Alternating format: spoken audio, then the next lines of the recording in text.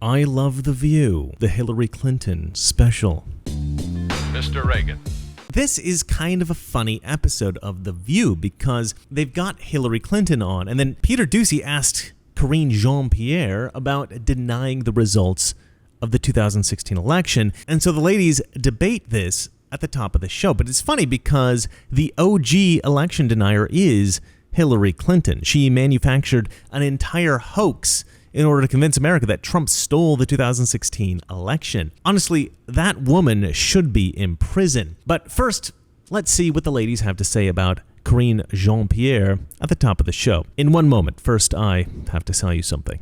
All right, so I want to take a second to ask you to consider subscribing to the Epoch Times. Now, as a political analyst, I use many sources for my reports, and I have to say, Epoch Times has always been one of my go-to sources for reliable news and analysis. I've been subscribed to the Epoch Times for ages, and I am thrilled that they're sponsoring my channel this month because I really do love their reporting. The Epoch Times brings you breaking U.S. and world news on all your devices and original Epoch TV programs like Crossroads, The Larry Elder Show, Facts Matter, American thought leaders, and award-winning documentaries. So why do I trust the Epoch Times? The Epoch Times reports important news stories that other media outlets just ignore. They focus on clear, fact-based journalism without spin or hidden agendas, and they just report the facts, and they respect their readers. They trust their readers, that's you, to draw your own conclusions. Imagine that. Now, Epoch Times is a very anti-communist company, and in 2019, the communist Chinese government burned down their printing presses and assaulted their journalists in Hong Kong in order to suppress their speech. And they have also been heavily criticized by the left-wing media here in America, and when an organization is heavily criticized by the left-wing media, you know they must be good. But the Epoch Times has survived all of this, and they continue to dedicate themselves to reporting the truth, unfiltered and unbiased. Give them a try. It's super cheap with the special offer that I've got from my viewers. $1 for 2 months. I mean, $1 for 2 months. Come on. So go to epochtim.es/Reagan and subscribe today. It's epochtim.es/Reagan and subscribe today. The link is in the description below. When you hear about a stolen election claim, you may figure that it's coming from you-know-who. But the current White House press secretary, Karine Jean-Pierre, was just asked about past tweets where she used the same terms. Take a look. If we're all in agreement that it is incorrect to say the 2020 election was stolen, what about the 2016 election? You tweeted in 2016 Trump stole an election. I was waiting, Peter, when you were going to ask me that question. Well, great. Here we go. You tweeted Trump stole an election. You tweeted Brian Kemp stole an election. If denying election results is extreme now, why was so it then? let's be really clear. That comparison that you made is just ridiculous. I have been. Well, you're asking me a question. Yes. Let me answer it. And you said it was ridiculous. I was talking specifically at that time of what was happening with voting rights and what was in danger of voting rights. That's what I was speaking to at the time. Let's not forget what happened on January 6, 2021, when we saw an insurrection, a mob that was incited by the person who occupied this campus, this facility at that time. And it was an attack on our democracy. Let's not forget, people died that day. Law enforcement were attacked that day. So yes, when you have MAGA Republicans, a extreme part of Republicans who just deny or do not want to really say what exactly happened on that day, or say it was a protest when it clearly was not a peaceful protest, that's not what we saw on that day. Yes, the president's going to call that out. That's what we're talking about today, and that's what the president's going to focus on. All right, we're going to have to move. And before we get into the ladies' response to this, let me just say that this was a brilliant question by Peter Doocy, and I only wish that he'd pushed back harder on this. I mean, what a disingenuous bitch. She says that this is a ridiculous comparison, and the reason she says it's a ridiculous comparison is because, well, she had good reason to scream election fraud. Her reasons were totally legitimate. Donald Trump's claims are not. Basically, when I do it, it's okay. That was her response. What a bitch. And then she says, and you know what? There was an insurrection and people died. You know, I really wish that Peter Doocy would push back on that more. Like, maybe ask who was charged with insurrection. Ask her how the administration can justify using that term when no one has been charged with that crime or anything like that crime. Ask her how they can justify claiming that Trump incited anyone to insurrection when no one has been charged with it, and they have zero evidence that Trump intended to incite anyone to violence in any way whatsoever. This is an incredibly irresponsible, misleading, and slanderous claim from the Biden administration with zero facts or evidence to back it up. But Doocy never says such a thing. Anyway, I do want to say well done, Peter Doocy, for finding these tweets and bringing this up in the press conference. Her answer of, well, it's okay when I do it, was hilariously infantile and clearly shows that if the left did not have double standards, they would have no standards at all. Let's also remember that she was part of MoveOn.org. She was not an elected official. That's right. She was doing her part as an American citizen, saying how she felt about an election. Everybody talks about everybody has the right freedom of speech. So that's the difference. This is actually hilarious because Whoopi Goldberg is actually defending MAGA Republicans here. She doesn't realize it, of course, because she's a moron. But that's exactly what she's doing. This, of course, is not the position of the Biden administration. The administration's position is that if you deny election results, then it is a threat to our democracy. They did not distinguish between elected officials and the general public. Joe Biden characterized anyone who questions the validity of an election as a threat to the foundations of our republic. That is the precise language that he used. The Republican Party today is dominated, driven, and intimidated by Donald Trump and the MAGA Republicans. MAGA Republicans do not respect the Constitution. They do not believe in the rule of law. They do not recognize the will of the people. They refuse to accept the results of a free election. Donald Trump and the MAGA Republicans represent an extremism that threatens the very foundations of our republic. And anyway, what does it matter if it's an elected official or an American voter who expresses a concern about the validity of an election? Elected officials are still American citizens. They're still capable of perception and rational thought. And if Whoopi Goldberg thinks that it's okay for Karine Jean-Pierre to claim election fraud when she's working for MoveOn.org, is it then okay for conservative citizens like myself, MAGA Republicans, as Biden calls us?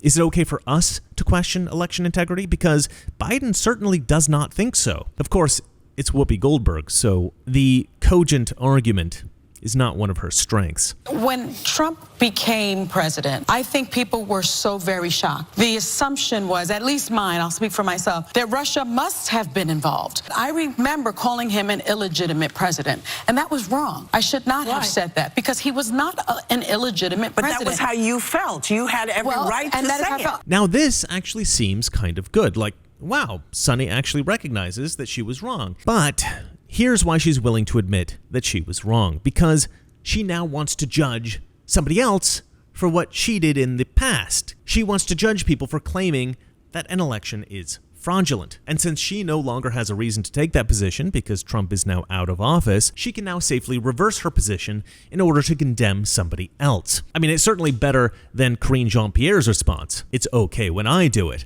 But it's still self-serving. But you know what? It certainly is a much more sophisticated way of criticizing conservatives. Well, I mean, I was wrong when I did it, and now you're wrong here when you do it. In fact, this is actually what Karine Jean-Pierre should have said in response to Peter Doocy's question. But let's be honest, there really was no reason to question the validity of Trump's victory in 2016, and I give Sunny Hostin credit for honestly admitting that the reason why she jumped to that conclusion, the conclusion that there was some cheating going on, was that she was just so surprised that Trump beat Hillary that she thought, well, he must have cheated. And I'm sure that this is why just about everyone thought Trump cheated, at least among regular Democrat voters. Democrat politicians like Hillary, well, they knew that he had legitimately won, and they just wanted to manufacture a phony story about Russian collusion. But for the regular voter, I do think that this was very typical. They believed all of the Russian collusion nonsense because they just couldn't believe that Trump won legitimately. So although I do think that she is finally admitting this for self-serving reasons, so that she can justify her criticism of conservatives and hide behind the pretense of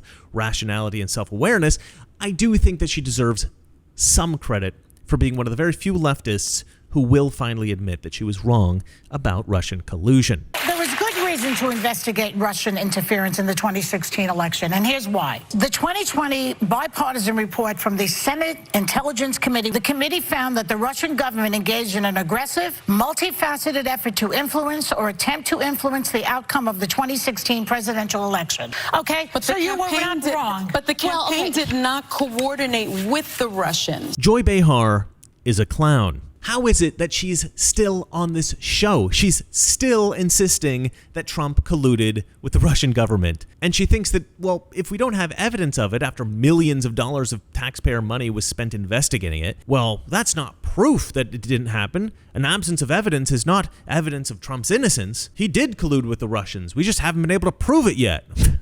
Give me a break. Here's the funny thing about this. Millions of dollars to investigate Trump.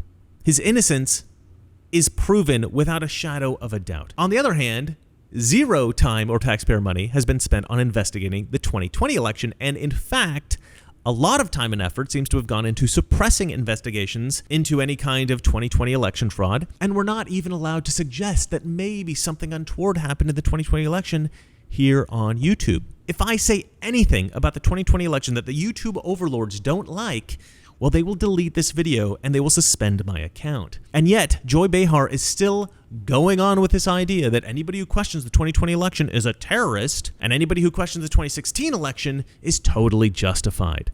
What an absolute clown. I can only assume that ABC keeps her on The View because she is such an idiot that she constantly ends up on shows like mine being ridiculed, which in turn reminds people that The View exists, and as they say, all publicity is good publicity. Look, I think it's incredibly important. Right now, trust in our election processes is at a record low. Trust in the democratic process that keeps this country together for 200 years is at an all-time low.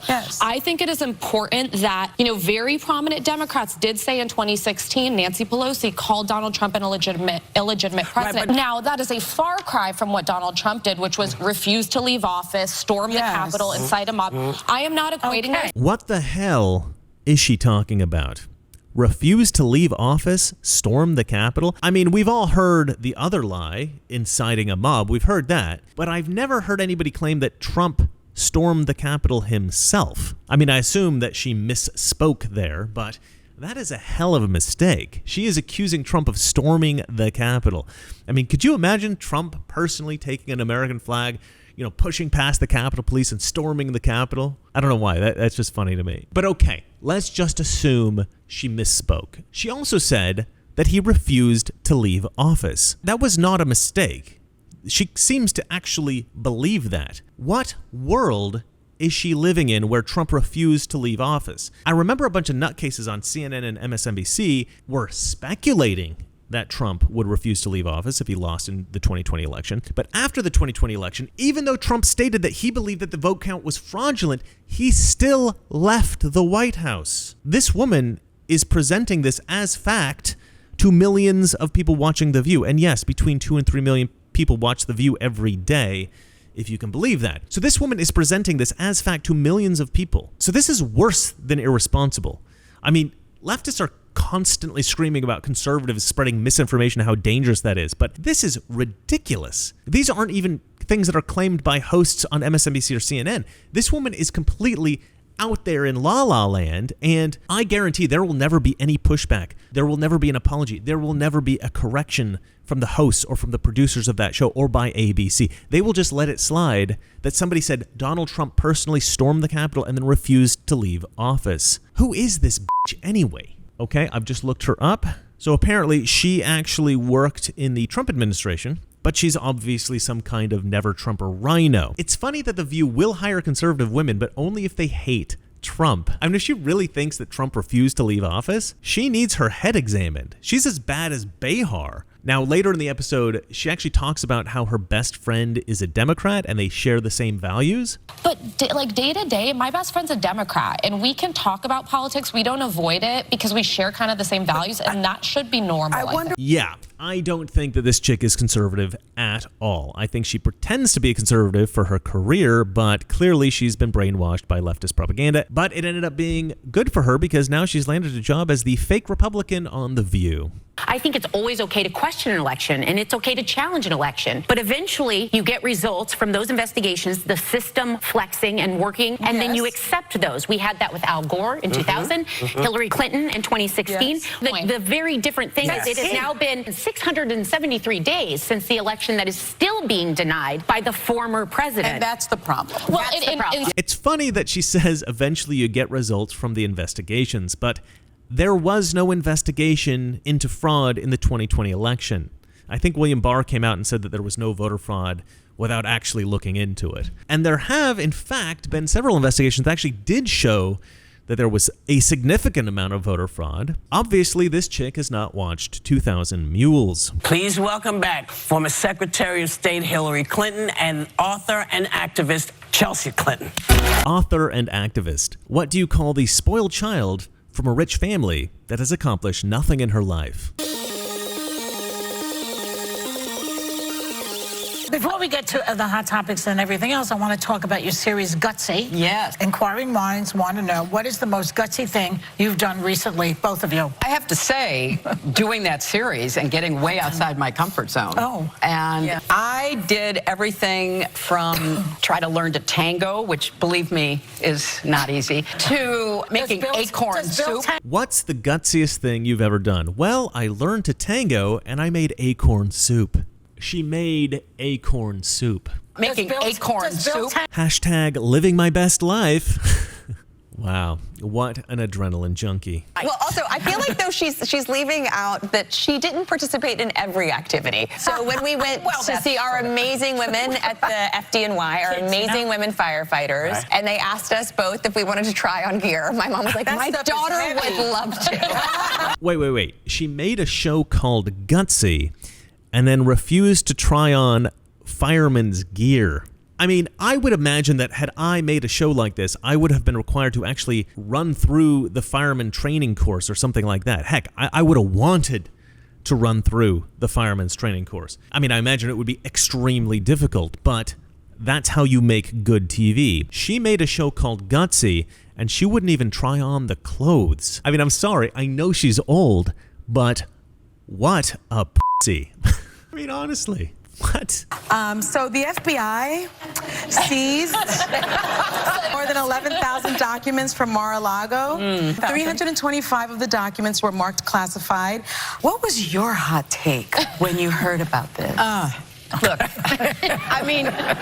Okay, now, my speculation on this is that the raid on Mar-a-Lago was always a plot to try to disqualify Trump from being president via an obscure statute that states that if anybody takes documents from a government facility, that they are disqualified from ever being president or holding any public office. Now, I've explained this in a few of my videos, but basically, I think that a team of Democrat con artists went through and listed all the crimes that would disqualify Trump from being president, and then they went about trying to frame him for those crimes. First, there was treason with the Russian collusion allegations, then there was incitement of insurrection, and now it's taking documents. Now, the taking of documents statute doesn't actually apply to the president, but I don't think that these Democrat operatives actually knew that at the time they devised this plot. And so it just seems strange to me that everything that Democrats accuse Trump of is something that would disqualify him from being president. It just seems like a strange coincidence. And I am 100% convinced that whoever it was that drew up this list of crimes to frame Trump for, they were working for or with Hillary Clinton. And so for the ladies of The View to ask Hillary Clinton about this is pretty funny. And honestly, I'm fascinated to hear what she has to say because I genuinely believe that she was the one that instigated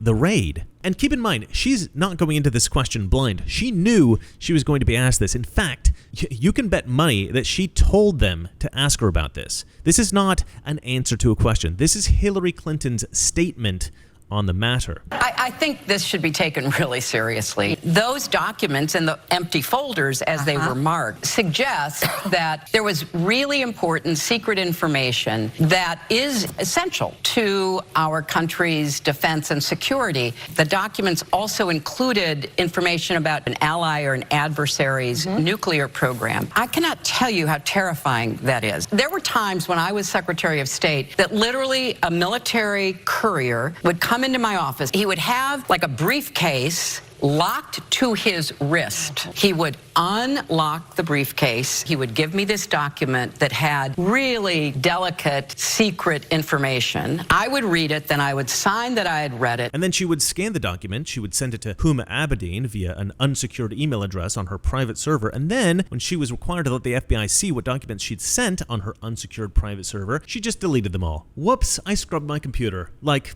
with a cloth. Did you wipe the server?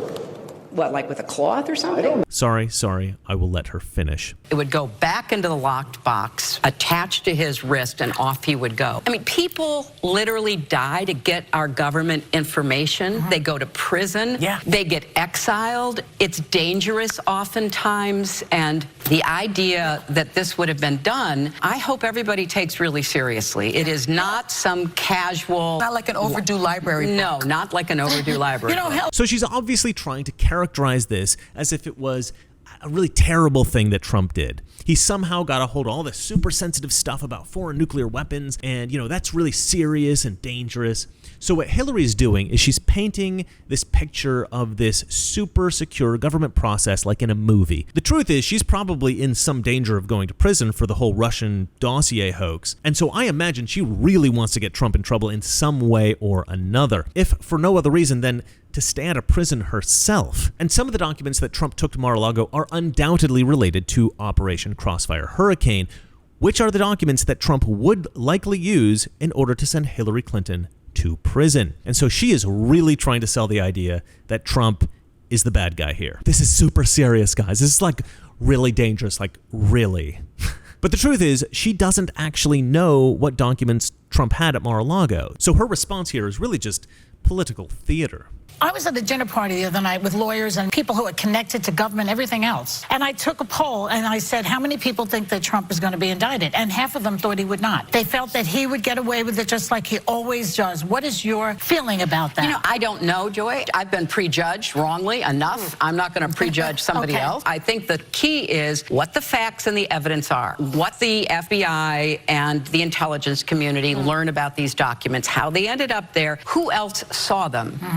The fact that Hillary is actually entertaining the idea that Trump could be indicted at all for taking documents back to Mar-a-Lago, well, that tells you everything you need to know about what Hillary Clinton is doing here. There is no legal way for Trump to be indicted for this. I've watched too many legal scholars to be ignorant of the rules around the access that presidents have to classified documents. Presidents have full access to these documents. They can declassify them, and some people think that even just by taking them home with them, that act alone declassifies these documents. And yeah, there's some debate about all of these things, but nobody seriously thinks that a president can be indicted for taking documents out of the White House. I mean, that is crazy. And yet, Hillary is pretending that this is a legally viable consequence. No one is above the law. And the rule of law in a democracy,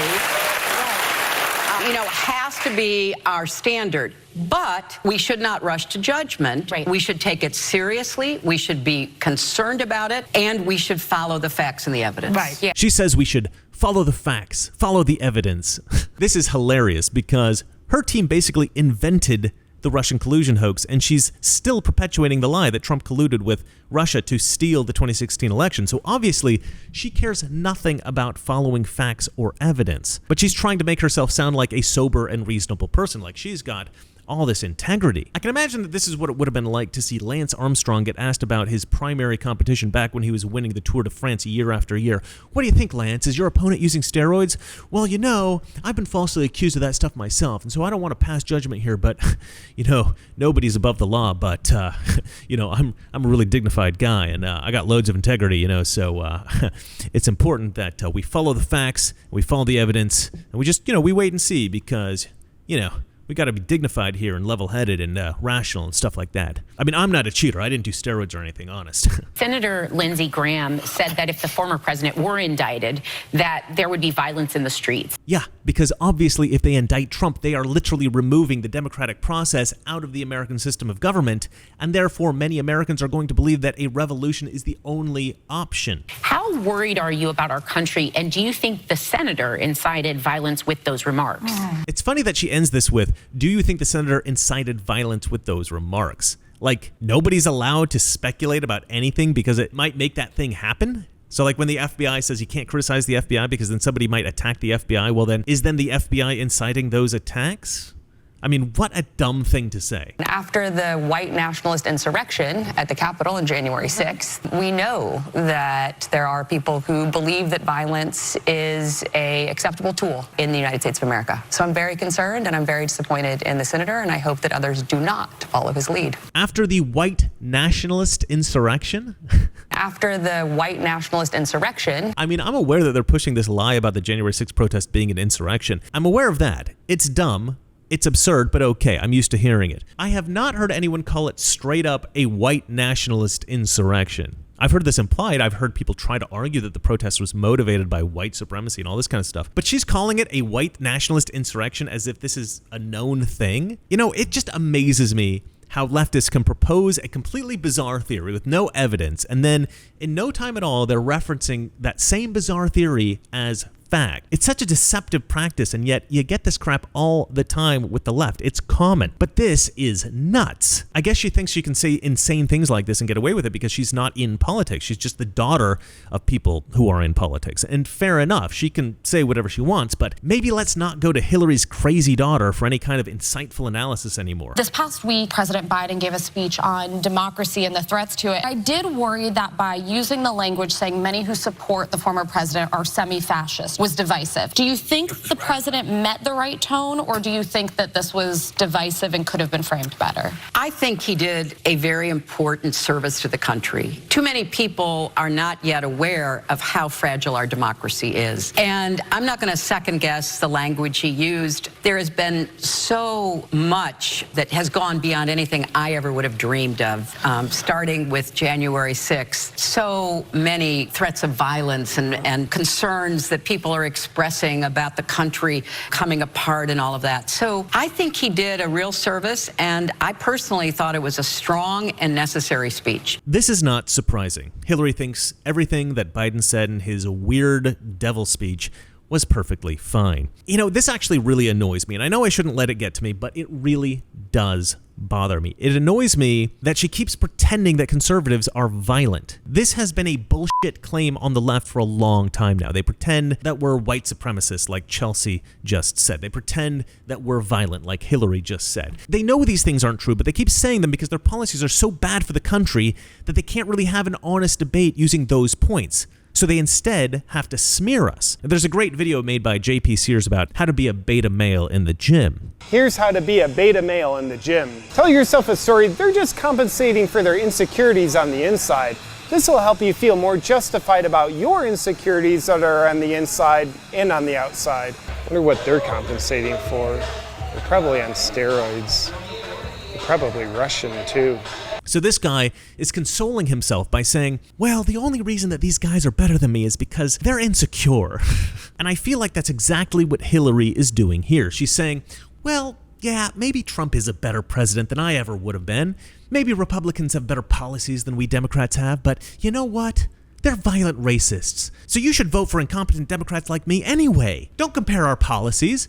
Compare our morals. Republicans are violent racists. Democrats are not violent racists. That's all you need to think about. Look, fascism is a very big word, but so is socialism, and the Republicans call every Democrat who wants people to have health care a socialist. Okay, here's the difference between calling Republicans fascists and calling leftists socialists. Leftists don't utterly reject the term socialists. Okay, yes, some Democrats are not 100% pro-socialist, and so suggesting that all Democrats want to move the country toward becoming a 100% socialist regime is not accurate. However, some Democrats do want that. And furthermore, zero Democrats actually condemn socialism in any way whatsoever. On the other hand, zero Republicans want America to become fascist. In fact, zero Republicans embrace any part of fascism. If any conservative is asked, are you a fascist? They will say absolutely not. If any conservative is asked, do you think any other conservatives are fascists? They will say absolutely not. We reject fascism. That's the difference. And so while calling all Democrats socialist may be a bit of an exaggeration, calling Republicans fascists is just an outright lie. It's just slanderous. And the problem is that it's not like saying all Republicans are dicks. If you'd say that, then it would be clear. Okay, you're just saying that because you don't like Republicans. But by calling Republicans fascists, you're applying a whole host of beliefs onto Republicans that Republicans don't hold. A lot of the people watching this show, a lot of the people who hear you say that are going to then believe that Republicans actually do hold those beliefs. I don't believe in the tenets of fascism, and neither does any other Republican. In fact, the authoritarian policies of Democrats, including Joe Biden, are far more in line with fascism than anything Republicans have ever promoted. The problem is if you go through the hallmarks of authoritarian regimes, you see too many characteristics on our Republican side. Okay, so Hillary Clinton believes that you see too many hallmarks of authoritarian regimes on the Republican side. Really? Really? You mean like shutting down businesses and censoring political speech and raiding the homes of political opponents and imprisoning political critics and impeaching a president that you don't like purely for political reasons? You mean stuff like that? Is that what you mean, Hillary? Because none of those things have been done by Republicans, but they've all been done by Democrats. Of course, what she means is that Trump incited an insurrection and all those middle-aged suburban dads who casually walked through the Capitol taking selfies were really dangerous and nearly took over the government. I mean, they made Adam Kinzinger cry. Yeah, you know what? Democrats always accuse others of what they do themselves. She's the authoritarian. She is the fascist. We are less than 65 days away from the midterm elections. Right. You know, we keep hearing about this red wave, but things are turning around lately. Biden has been very successful on health care, on climate, on the gas prices went down almost overnight. Yeah, Biden has been very successful. Everybody thinks that Biden is awesome in America today, Joy. You just keep telling yourself that.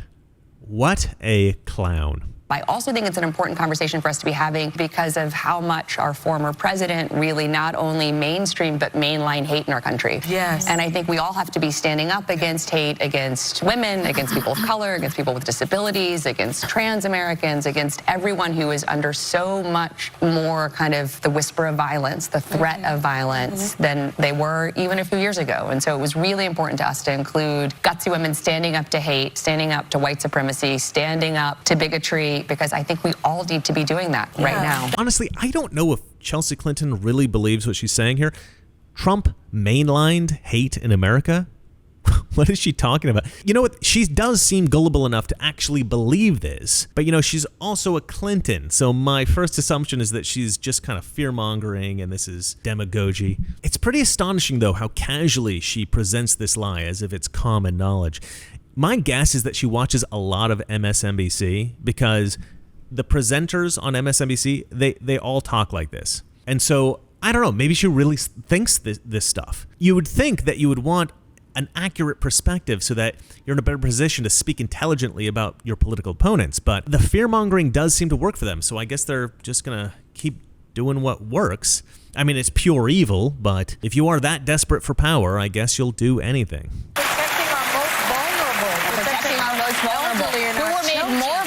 Who were made more vulnerable through the policies and the rhetoric of the prior administration, and who we are seeing still be made vulnerable in states like Texas and Florida. And I think we have to continue to call that out and help protect people wherever we can. And I loved that. Yeah, you know what? She really believes this. Wow. She is a total clown. It's frustrating to me that Hillary Clinton and Chelsea Clinton are public figures at all. I think that we often forget that these women have not actually accomplished anything in their lives. Hillary Clinton is the wife of a president, and as much as I might despise Bill Clinton, he did win 2 presidential elections. You know, I have no idea if they were legitimate anymore. I no longer have much faith in the system, but perhaps back then it was more legitimate. I don't know. In any case, he became president, and she was his wife. So, I mean, I know there's a lot of people out there that like to say that behind every great man, there's a great woman. But I think that 99% of the time, that's a way to placate women who are frustrated that men tend to accomplish a lot more than women do. I cannot tell you how many ex-girlfriends I have that try to take credit for stuff that I have accomplished in my life. It is baffling. One of my exes once claimed credit for a story I wrote, and when I asked her why, she said, "Well, I was with you when you wrote it." Apparently, that's all it takes to claim credit for somebody else's work. You just have to be in the room. Anyway, Hillary did become a senator, but she was essentially given that Senate seat. And then she was given the position of Secretary of State by Obama, and then she was given the Democrat nomination for president in the 2016 election, which she managed to blunder and lose. And then, of course, Chelsea hasn't done anything at all. But basically, both of these women have been riding the coattails of Bill Clinton their entire lives. Real gutsy. All right, well, that's it for me. And remember, it's not that our liberal friends are ignorant. It's just that they know so much. That is not so. Good night. This is the issue of this election. Whether we believe in our capacity for self-government or whether we abandon the American Revolution and confess that a little intellectual elite in a far distant capital can plan our lives for us better than we can plan them ourselves.